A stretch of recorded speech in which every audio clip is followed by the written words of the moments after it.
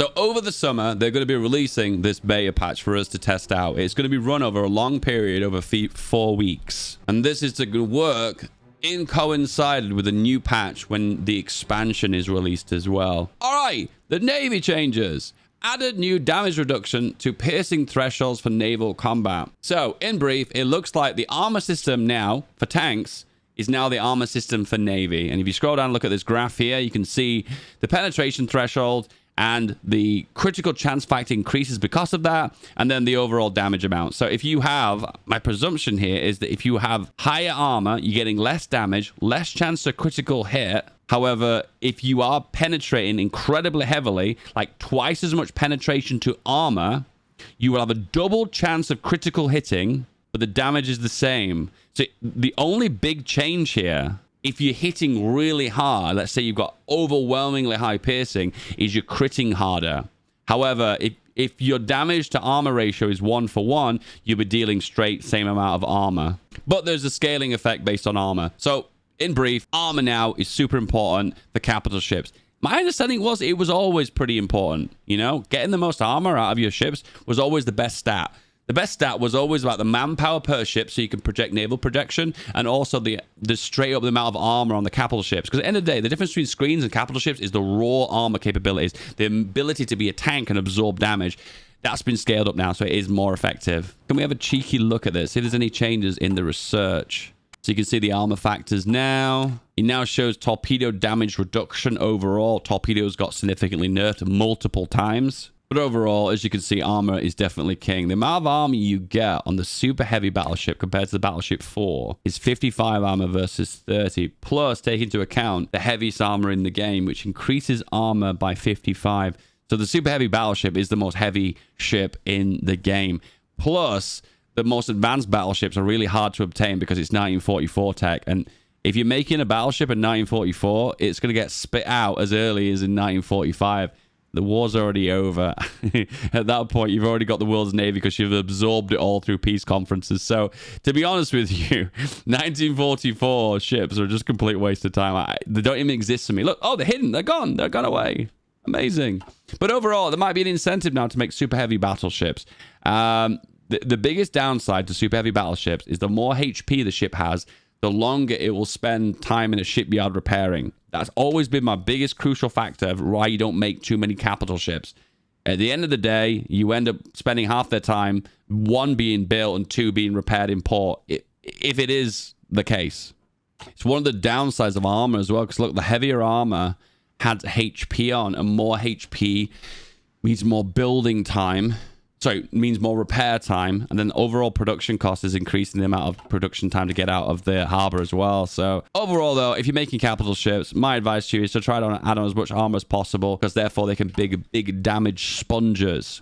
Convoy hit profile reduced from 120 to 85, bringing it in line with new hit line calculations. So if something's smaller, it's harder to hit. Particularly torpedoes are affected by that quite heavily, and also heavy attack, where light attack has more accuracy because they're a lot closer. So that means the late game strategy of kind of convoy reading the entire planet has been nerfed because convoys are now harder to hit. Ship torpedo accuracy increased to bring them back in line with the hit profile calculations. So it specifically says ship torpedoes, not submarine torpedoes. So torpedoes are awesome because they do very high damage. The downside to them is you have to get really close. A capital ship will fire from really far away with its heavy attack before a screening ship can even get into range to fire its torpedoes. However, when a torpedo is launched and it hits, it does a lot of damage. At the end of the day, if the screening ship can't get to the capital ship to hit it with a torpedo, it's kind of pointless. And a lot of times, screening ships, as their name screen, are defending the capital ships. So all the time, the screens have to get through the screens before they can fire the torpedoes at the capital ships. And torpedoes aren't effective against screening ships. Hence the reason why you have the rock, paper, scissors of light attack, heavy attack, and torpedoes.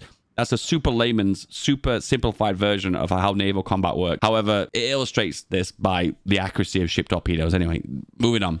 Slightly decreased AA disruption from ship AA. So ship AA has been nerfed. There was a meta in the Black Sea to convert all the Soviet capital ships to AA ones, refit them, and then have these like stationed AA ships in the Black Sea to take out the German planes from bombing. Remove visibility effects of the super heavy battleship armor. I think that must have been a bug. So it means if you had the armor on it, it increased the visibility, so it was easy to hit and easy to detect when in patrol.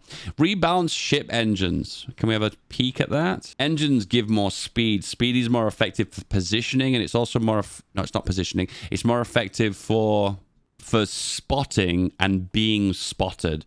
If you have an added speed advantage over your enemy, it means you're more likely to spot them and they're less likely to spot you. Speed is really good for patrols, and armor is really good for absorbing damage. Am I making sense? Anyway, apparently they've rebalanced the engines. They give more speed. Yay. Remove visibility impacts from medium guns. So one of the issues in the past was that I feel like the heavy guns and the medium guns weren't really that much different. So there wasn't really a reason to make the medium guns. So the cruisers have the medium guns. You can put medium guns on the capital ships, I believe, but you can't mix and match. And the medium ones have high amounts of light attack. Yeah, here we go. The light ones are across the top. The mediums are on the medium, and the heavies are at the bottom. See the light ones. So they offer some light attack, piercing, and you got the medium ones here. I don't even know the classification. These are definitely the light ones, the secondary light ones, and these are both mediums. Once again, guys, you probably think, wow, Dave's probably the expert of man-the-gun ships.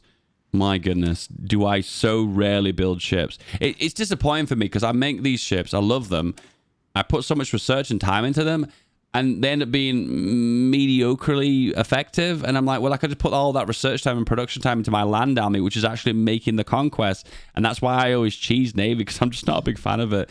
It is what it is. But let me guess, I'm not the only one to complain about Navy. I'm not the only one. Which means overall, looks like that's a buff for medium guns. So now, if you want to make a trade interdiction style Germany and make loads of cruiser ships and heavy cruisers, you can put medium guns on them to keep the visibility nice and low. So you can be the champion of spotting in the enemy fleet, but they'll never be able to spot you. Well, hopefully. Rebalance IC costs to reflect engine changes. Okay. Super heavy armor now is part of the heavy armors. I mean, it makes sense. Rebalance the armors. Added cruiser armor to carriers. Oh, okay. That's a bit of a different change. So carriers, where are they? Another one of those things I never look at. So here we go. We have got actual armor now for carriers. 90mm deck. But it specifically says cruiser armor. Is this specifically a different module? Let's see if we can make one. So cruiser... and specifically flight deck armor. 90mm deck armor compared to the big Europa class, which also has deck armor. How is that any different? I actually don't know. All right, final points. The AI is more likely to upgrade the division in the field, even with equipment deficits. My understanding here is the AI is running equipment deficits and then entering a death spiral. So it never has the ability to catch up with its gun losses, let's say for infantry equipment. So therefore it never upgrades its weapons, it never upgrades its divisions, and therefore it kind of sits in a situation where it's constantly perpetually losing. At least now it will try and make an effort to stay alive by keeping its equipment up to date and its division sizes up to date as well, which is going to be an interesting change to see, whether it's going to speed up the death spiral by having low strength divisions, or whether now we'll have divisions that are a little bit stronger so they can hold out longer. This is going to be really interesting to see. Added generic AI upgraded infantry template for late game. So it looks like there's a AI late game template that the AI will switch on to. I'm going to take a guess. It's probably around about 30 combat width, and it's going to involve like triple artillery or something. That's my guess. Added England and USA upgraded infantry templates for the AI and improved their infantry templates in general. Once again, it's one of those situations where late game, the AI wasn't upgrading its templates, using kind of ones from the start of the game and not really upgrading them efficiently. So the AI has now more of an incentive to make good divisions, which is good in a way, because what always happens mid-game is that Germany gets so strong, and then the Allies never really catch up. I mean, they do catch up. They do eventually win, but usually it's a lot slower than historical. Some explainers. So this briefly just goes through the changes to thrust and weight. Interesting to see how this is going to affect the game. Install the new patch and then tell me how you feel.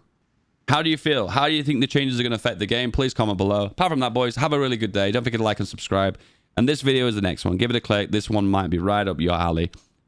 I'll see you soon. Peace out. God bless. Bye-bye.